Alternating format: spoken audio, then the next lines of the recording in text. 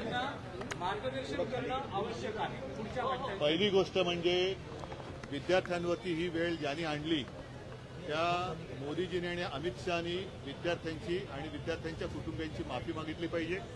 याचं कारण ज्या पद्धतीने विद्यार्थ्यांना काठीला खिळे लावून मारण्यात आलं, त्यांच्यावरती छऱ्यांच्या बंदुकीने हल्ला केला गेला, अश्रुधूर सोडला गेला, एवढंच नाही तर अत्यंत वाईट पद्धतीने पुरुष पोलिसांकडनं त्यांचे कपडे फाडले गेले। ज्या पद्धतीने तो व्हिडिओ मी पाहिला, एक ती मुलगी पुढे जाते आणि तो पोलीस पाठवून तसा तो मला बोलायला सुद्धा लाज वाटते। ज्या मुलांनी नीटच्या म्हणजे काय म्हणजे आपण ऐकायला सुद्धा अंगावरती शहारे येत होते, तर त्या मुलांचे भोगले आणि त्यांची मागणी काय आहे की शिक्षण पद्धतीत सुधार।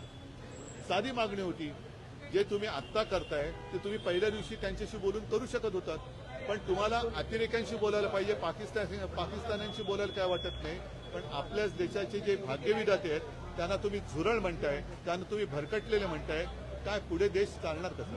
आणखी एक विषय आहे की आज पुण्यात देशाचे राष्ट्रीय सुरक्षा सल्लागार अजित डोवाल यांचा अमित शहाच्या हस्ते सत्कार करण्यात बघा आज त्यावेळेस अमित शहा